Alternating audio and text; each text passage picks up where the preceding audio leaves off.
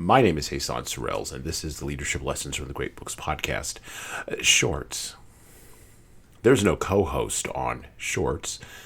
These are 6 to 8 minute observations, ideas, thoughts, or rants about the literature, philosophy, psychology, and the theology of leadership. Because listening to me talk about leadership for now 6 to 8 minutes is better than reading and trying to understand yet another business book. The psychological odyssey in Western thought, from heroic to not so heroic, has been a long one.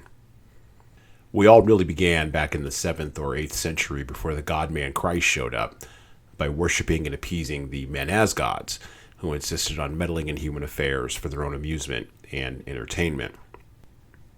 In the 21st century, long after the God-man Christ left, we in the West wound up back with the men as gods, except our scientific inquiry and relentless scientism has taken us places that even the ancient Greeks would fear to tread. Along the way, Western man strip-mined away the cover of first the natural world and then the meaning of the transcendental world to reveal that, beneath all that effortless stripping away, only the baser appetites of people remained. And if you don't believe me, or if you are confused by where I'm going with this rant, just go download the TikTok app and check out what's happening there between, well, all 37 genders. I observe, without any sense of irony at all, that Western humanity also collectively erected, during this time, barriers between the personal and the professional, and assumed, wrongly of course, that once the barrier between the sacred and the profane was shattered, that the barrier between the personal and the professional would somehow, magically, remain intact. And now, at the apotheosis of Western man, we have children who have amassed audiences of faceless, base appetite-driven adults, confused and manipulative adults who are either unaware of the game they're in or are too dopamine-driven to follow along with the rules, and public institutions that have abandoned the pursuit of trust, reverting instead to the amassing of power and control for its own sake. It turns out, while we might be a long way from Young and Campbell, we are even farther removed from Homer.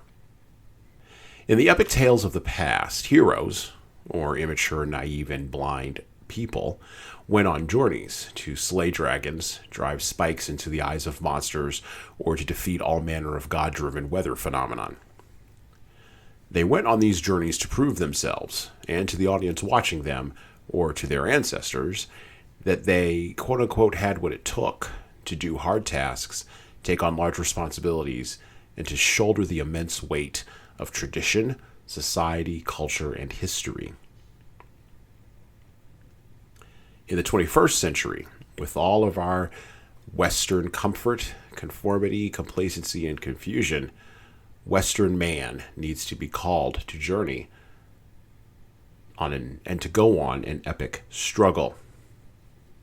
Men and women alike need to be called to engage in the heroic acts of defeating the gods and confronting the monsters, but it can't all be psychological heroism.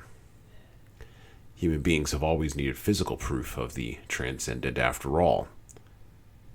Just look at how slack-jawed the disciples were recorded as being when Jesus ascended bodily to heaven to sit at the right hand of God the Father.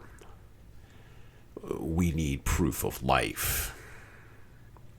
The esoteric, the small, and the mean, the unmentionable, the untruthful, and the outright manipulative, the base, the hollow, and the cowardly.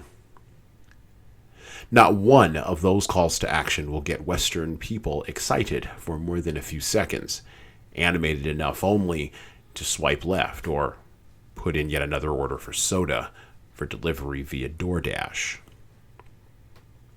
Western man needs an appeal to the heroic, today, now, to fix what's broken and to journey out on the road of life, to face down the God-men, tyrants all, before they affix themselves permanently to the edifice of what was once Western freedom.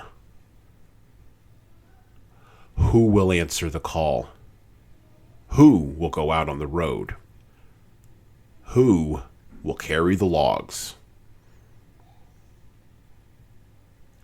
And that's it for me.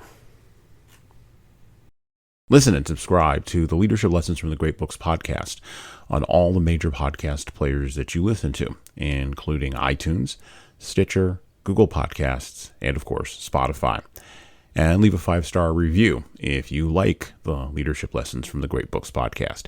Look, we need those reviews to grow, and it's the easiest way that you can help us actually grow this show. And of course, tell all your friends. If you want to get started down the leadership path, our products from HSCT Publishing can help you and your team do that.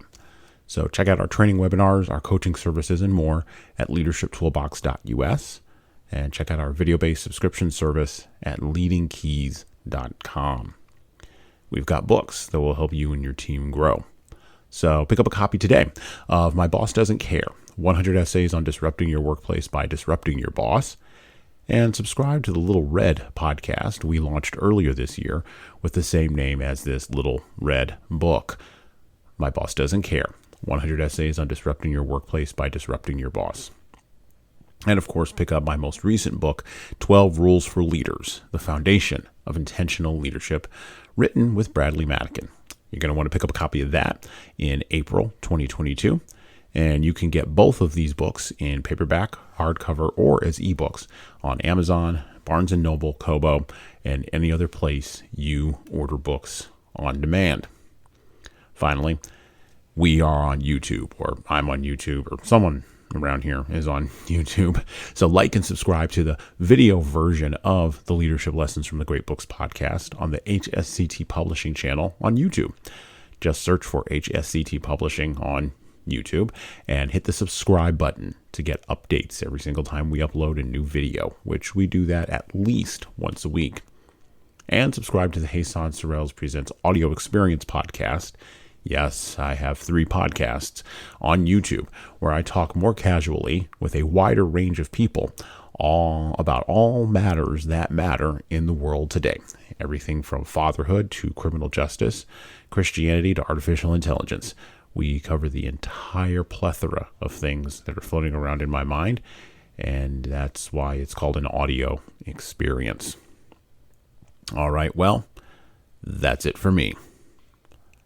Out.